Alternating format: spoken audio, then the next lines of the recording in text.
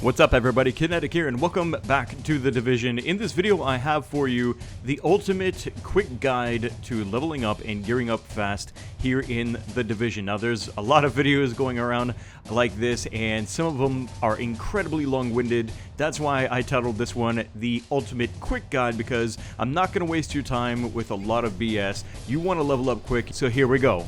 Now this may sound like I'm just telling you to play the game, but this is actually quite specific because there's actually a lot of things to do in the game. A lot of things you could be wasting your time on, like maybe going up and trying to figure out how to get a drone that's up on top of a roof crashed into the building or something like that. Or you could be running around doing a lot of the encounters, which look kind of important, but honestly aren't really. They're what I would consider to be sort of the minor quests of The Division.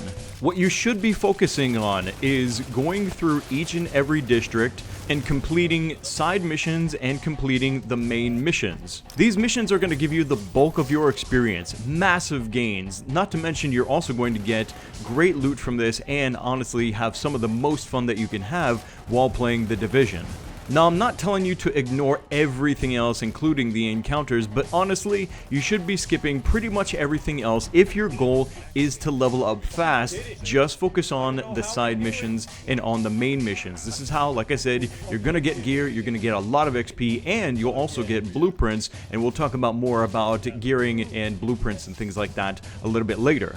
So let's say you just got to the base of operations and you want to know how to proceed from here from a very beginner standpoint. Well, first thing you're going to want to do is visit each of the 3 laptops that are located here in the base of operations. This is going to give you the intel that you need in order to know which of the main missions are available to you in that first district. So go ahead and start unlocking those laptops, and as soon as you've done that, then you want to go ahead and go straight to the first security mission for the district right outside of the base of operations.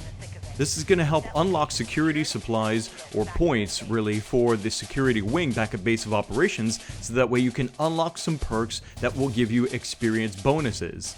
The situation room is going to give us the experienced agent perk, which increases XP gain from all activities by 10%. And also another really great perk, Combat Veteran, comes from the barracks and increases XP gained from accolades by 25%.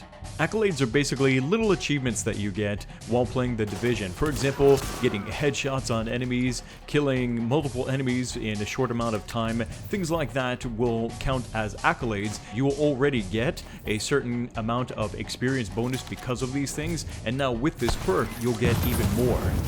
It might not seem like much, but added up all together between levels 1 to 30, it's going to amount to a pretty good chunk of XP. So like I said before, go through the district, complete all the missions, and do the side missions. Now while you're doing the main missions, it is highly recommended by me that you do these with 4 players if you can. Use the matchmaker if you don't have enough friends to do this on whatever system you're playing it on, and do them on hard. This is going to give you the biggest XP, the best drops, and you're going to have so much fun, and you're going to learn better how to be an awesome agent here in The Division, which is going to prepare you for when you get out there into the dark zone and start facing off against elites and named bosses. Once you've completed all the side missions and objectives for one district, simply go to the next safe house located in the next district, and here you will find an NPC to talk to who will give you information as far as the side missions that are available in that district, and also make sure to check the board. This is also going to give you a clear layout of all the things that you can find as far as missions and encounters and all that stuff. Now, as you're bouncing from side mission to side mission and going to the main missions and things like that, be sure that you are keeping an eye open on the map for supply stores. There may be a spot where there's, for example, a firehouse where you can find some tools, or maybe it's a clothing store that will have fabric. Go inside of these places and loot all of the materials from these buildings. This is important because this is going to be the bulk of how we are getting materials for crafting and building up a nice supply of these materials, for especially for once we get to level 30. Another reason for this is because all of the gear that you are no longer using or that you're picking up and you simply don't have a need for, instead of deconstructing these for materials, we're going to sell these to the NPC vendors in safe houses and back at base of operations. And this is going to help build up a massive pool of credits for you to spend, well, again, once you get to level 30. Now let's go back to talking about crafting and blueprints for your items. What you're not getting for drops, you may be really tempted to either craft them yourself if you want an upgrade, let's say for your knee pads or your weapon, or you may be really tempted to use those credits that you've been building up from selling weapons to go ahead and buy new weapons from the vendors. In both of these cases, I want to say that you should refrain as much as possible from crafting too much gear and from buying too much gear, because the whole point of this is to build up our credits and to build up our material pool for crafting once we get up to level 30. I'm not saying that you shouldn't craft anything, and I'm not saying that you should never buy anything going up to level 30, but just don't overdo it, because this can be a quick drain to how many credits that you have and how many materials you have at your disposal.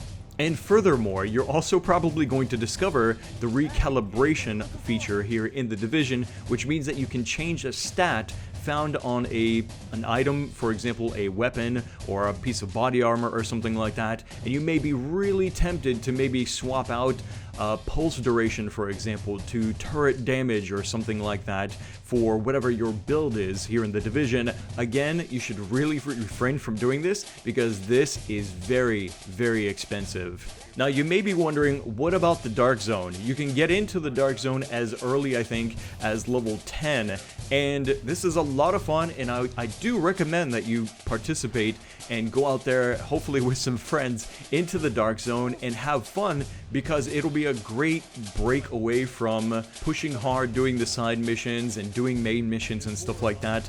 But again, kind of like crafting, kind of like recalibrating and buying gear, this isn't really something that you want to spend a lot of time on.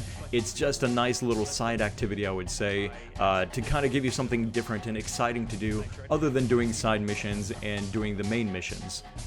And that's all I have for you guys in this ultimate quick guide to leveling and gearing up here in the Division. This game is getting more and more popular by the day, and even 6 months from now, as more content rolls out over the course of the year, I know that still there will be people buying this game and looking for information like this, and I hope that it's useful. If there's anything that you guys think is essential to know for new players here in the Division, let us know down in the comment section if I missed anything, or if you just want to kind of add something to it from your own experiences on how you leveled up quickly getting to level 30.